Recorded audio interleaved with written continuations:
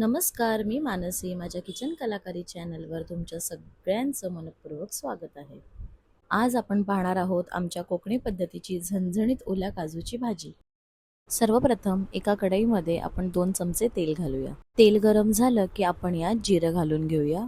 जिरं फुललं की आपण यात 4 ते 5 लसणाच्या पाकळ्या ठेचून घालायच्या आहेत. आता यात आपण बारीक चिरलेला कांदा घालून घेऊया. हा एक मोठा कांदा मी बारीक चिरून घेतलेला आहे. इथे कांदा शिजतोय तोपर्यंत आपण एकीकडे वाटण करून घेऊया. एका मिक्सरच्या भांड्यात भाजलेलं सुकं खोबरं आणि तेलात भाजलेला कांदा, 5 ते 6 लसणाच्या पाकळ्या, 1 इंच आलं आणि 2 ते 3 मिरच्या घालून घेऊ.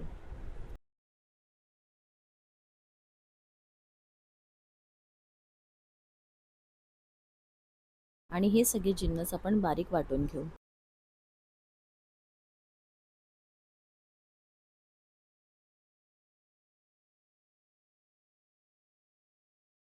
इथे कांदा व्यवस्थितपणे शिजलेला आहे. आता आपण यात एक बारीक चिरलेला टोमॅटो घालू.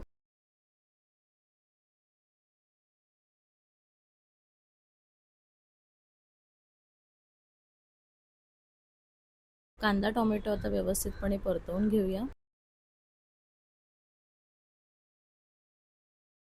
आता गॅस मध्यम आचेवर करून यावर झाकण ठेवून आपण हे व्यवस्थितपणे शिजवून घेऊया. इथे कांदा आणि टोमॅटो व्यवस्थितपणे शिजलेला आहे. आता आपण यात मगाशी केलेलं वाटण घालूया.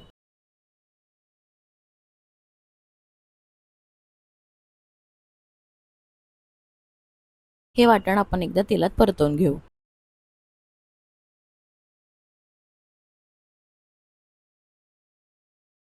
आता यात आपण पाव चमचा हळद, 2 चमचे लाल तिखट आणि 1 चमचा चिकन मसाला घालूया.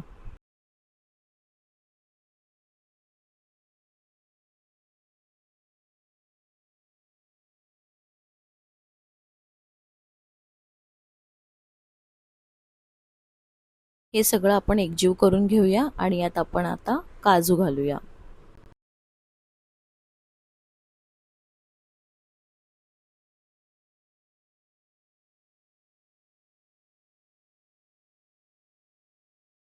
आता यात 1 ते 1.5 ग्लास पाणी घालायचंय.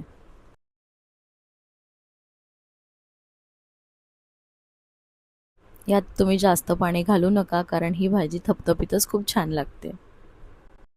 आता यात आपण एक बटाटा घालूया. बटाटा मी सालीसकटच घातलेला आहे. आता यावर झाकण ठेवून ह्याला एक मोठी उकळी काढून घेऊया. भाजीला उकळी आली की आपण या चवीनुसार मीठ घालूया.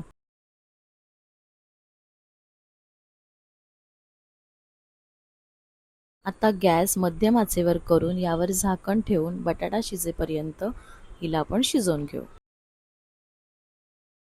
आणि तयार आहे आपली काजूची भाजी. ही भाजी तांदळाची भाकरी, ज्वारीची भाकरी आणि घावण्यांसोबत तर खूपच भारी लागते. एकदा नक्की ट्राय करा. व्हिडिओ शेवटपर्यंत पाहिलात त्याबद्दल धन्यवाद. व्हिडिओ आवडला असेल तर लाईक करा, शेअर करा आणि माझ्या चॅनलला सबस्क्राईब करायला विसरू नका.